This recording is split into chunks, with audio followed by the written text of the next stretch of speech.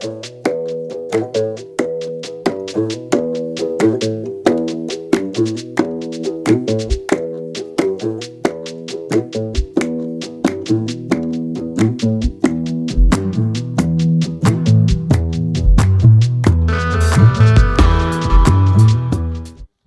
just going to take some breaths as I fill your eyes. Will you join me in a breath? Or three? Let's take a breath.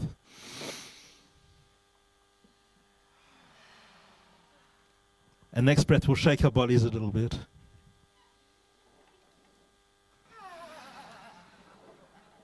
And next breath, let's make a sound together.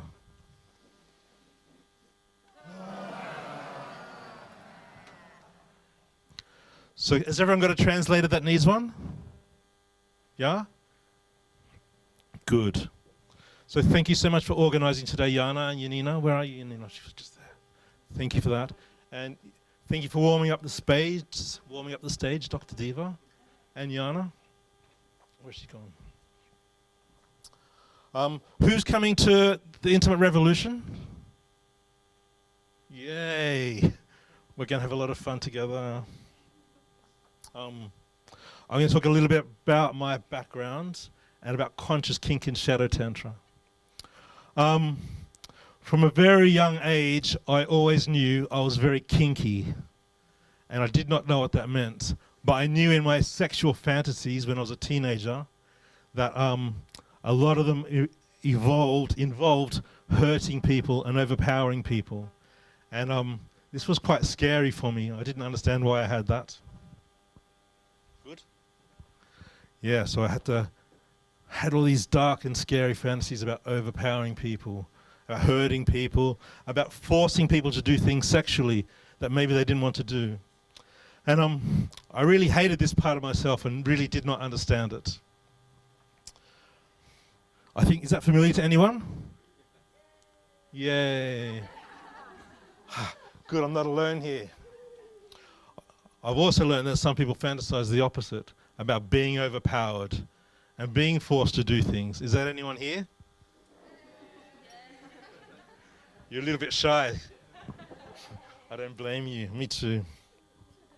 I didn't know why, and as a response to this thing, which was like, I want to hurt people, my sort of psychological response was to do the opposite, and I've become kind of a big, fluffy, hippie teddy bear. And instead of like this dark thing coming out, wanting to hurt people, I'll be really loving and joyous and embracing. And most people probably perceive me as some kind of teddy bear right now, but there's this darker beast inside me. Yeah, it's true. You couldn't tell, could you? Yeah. So I really suppressed this part of myself quite a lot. Suppressed it, kept it hidden. Didn't want anyone to know about it. I'm quite old. And the only porn I had in the 80s was actually German. The Dresden Diaries. Has anyone seen that? Doesn't matter. Anyway. So, but another part of me was really interested in ritual. So happy Beltane, everyone. Really interested in ritual, paganism, witchcraft, ceremonial magic. Interested in how energy works. So these are two very distinct threads in my life. And they came together about 15 years ago when I was dating someone. And she'd been attacked before we met, and she'd had some trauma in her body. And I'm going to be serious. I'm being light, but get serious.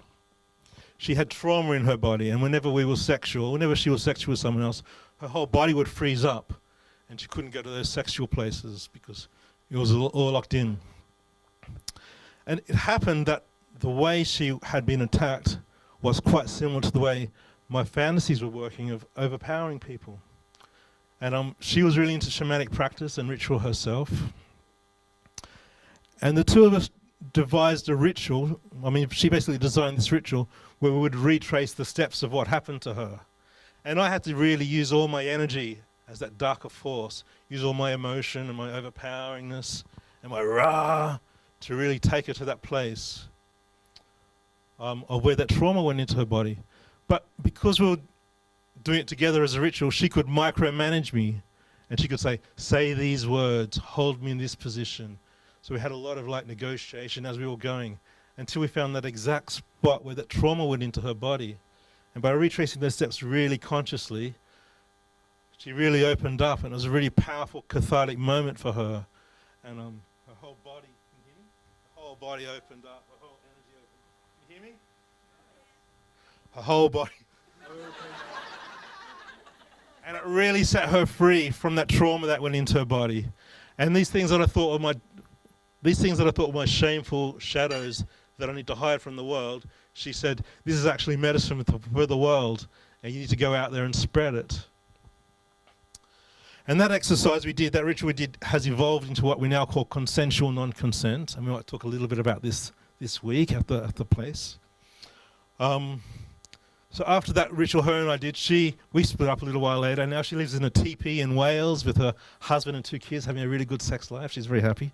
And I've come this way where I've explored much more about, wow, where is sex magic? What is neo-tantra? What is king? What is BDSM? So I went to many workshops to learn everything I could. I went to Dossie Easton workshop. Someone's done that? Barbara Carrellis workshop? No. Yeah? No. And my favorite author was an author called Raven Kaldera, who wrote a book called Dark Moon Rising about shamanic BDSM. And I organized his workshop in London in 2010. And people from Prague came to that workshop, and they were very blown away by it. And they said, Shawnee, can you come to Prague and teach this workshop? Because they couldn't afford to get him. So in 2010, I went to Prague and ran my first workshop, and that was called Shamanic BDSM, about how using shamanism can use to change states of consciousness and create healing. And during that workshop, someone asked for a private session because they wanted to be taken on that personal journey. And so that was like a real turning point. Doing my first workshop, doing my first session. And I thought, Jesus, the world needs this. I'm in the right place at the right time.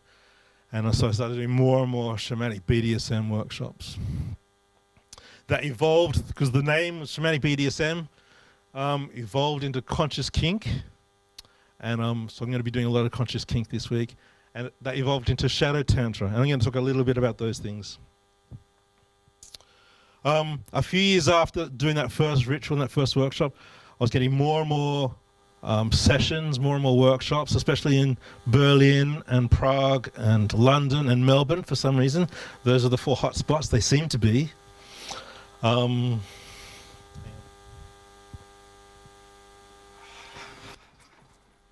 shakes. Doing more and more sessions, more and more workshops. And then some people didn't want just that dark shamanic BDSM. Some people wanted intimacy as part of their sessions. And I'm like, can I offer that? Can I offer like love and sex and intimacy? No one pays a man to to do those sexual services, but they did. And it's like, I still don't believe it sometimes. So I started using the term sex worker, and then I won some awards, and I was in a film and some other stuff. It's all good.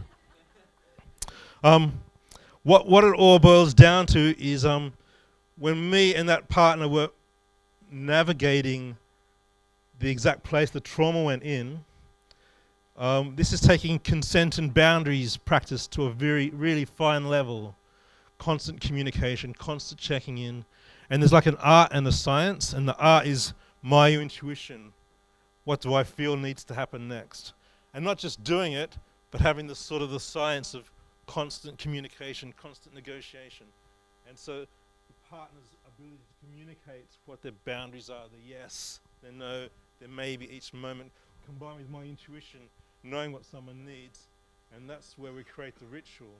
So every session I do is like a ritual. And so tomorrow, if you come to my Consent and Boundaries workshop, it's called Consent and Boundaries Saves the World. And I think that's quite literally true. Has anyone here even been hugged by someone that you didn't want to hug, but you didn't say stop? It's a loaded question, isn't it? Yeah. Did you have sex with someone or do something sexual that you didn't want to do but didn't say stop? Yeah, most people. We want to really change the culture around this so that everyone is really present and really engaged with every sexual encounter. I want to make sure people are really empowered to say stop at any moment, and for that stop to be honored and recognized and sort of, held. If I ask, can I spank you, and you say no, it's not a rejection of me necessarily. It's just like someone asserting their boundaries each moment. We really need to get that into the culture of our whole world, don't we, Anna? Yeah. Hi. Take another breath. Is that camera filming, by the way? How's my hair? Jesus. So I did a lot of work with Tantra and ritual, and a big part of those traditions is working with energy. And what's the German word for energy? Energy.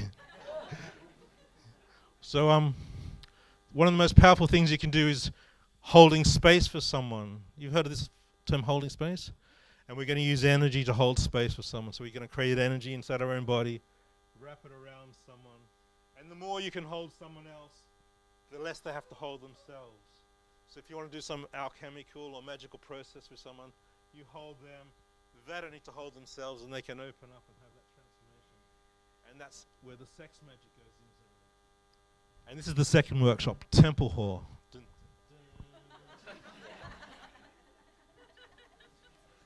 Really practicing holding space with someone, practicing ongoing communication with consent and boundaries, opening up someone and putting some magic or some spell or some affirmation that they want into them. So you can sort of really reprogram their whole body on a deep level by allowing that to go into them. That might just be a very simple coming home to yourself, because a lot of people are lost in the wilderness.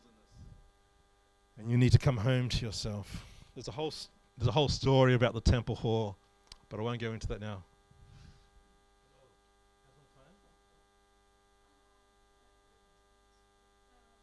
Keep going. So consensual, non-consent, holding space, energy bubbles, ongoing communication. And there's many other things in conscious kink that we can work with that have these healing properties, such as impact play. Has anyone heard of that? Has anyone been spanked? Yes. That's a loaded question. But it's good because then, There's many reasons someone might want to be spanked. Like, you see it in the movies, someone gets spanked and it's good erotic fun. But there's also some healing aspects to it, some deeper reasons. You know that, yeah? If someone's never in their body and they're always daydreaming around, the right impact play can really make them present in their body, and that really brings them present. Some of you experience this. For some people, the reverse is true. If someone's really in the body, but they want to fly, like shamanic journeys, or subspace. Have you heard of subspace? Yeah. The right impact play can help the person fly out of their body and go on these crazy journeys and have visions and all kinds of things. Other reasons is it can be a great way to access emotions. Often emotions get stuck inside our bodies. Like as a boy in Australia, I was brought up not to cry, and the right impact play can help me cry. In fact, I'm shy, I might cry now, but that's not, I think just turned itself off. And it can help people access anger. The right impact play can make you access anger. And so there's many reasons, as well as just the obvious, this is kinky fun. It can be an ordeal. Excuse me. It can be an ordeal. If you need an initiation ritual, you need to level up or power up, so you can I need to be punched 5 times or flogged 5 times or have needles put in through to me. And it's can help you go through some initiation ritual. Does that make sense? There's many deeper reasons besides the obvious. Consensual, non-consent. Some people here have been tied up. Am I right? Yeah. And most of you all know that allows you to go to a deep state of being held, of surrendering. You can't escape. There's nothing to do but to surrender to that experience. Role play can be really fun. Role play is where you pretend to be something else. And by playing roles, it's not just pretending to be something, as you know, Dr. Diva knows, it's not just pretending to be something, it's also accessing something inside yourself and allowing it to come out. So if you need to access that wild person, that wild woman inside yourself, just by pretending it a little bit, you can allow that to come out. So there's many reasons for exploring these different personas, and the gateways. Does that make sense? There's like role playing allows you to access a persona, and that allows you to access an archetype, which other people have spoken about. And it's the whole world of archetypes is really about accessing and knowing deep parts of yourself. And they were talking about self-love, weren't they? And these are like loving parts of yourself that you might not normally get to know. The beast, the virgin, the victim.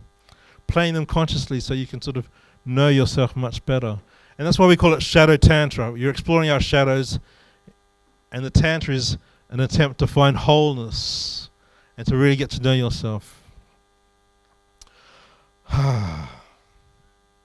So impact play, consent, non-consent, rope, all these things, blood play, playing with fear, overcoming your boundaries, your fears, embracing your shadow.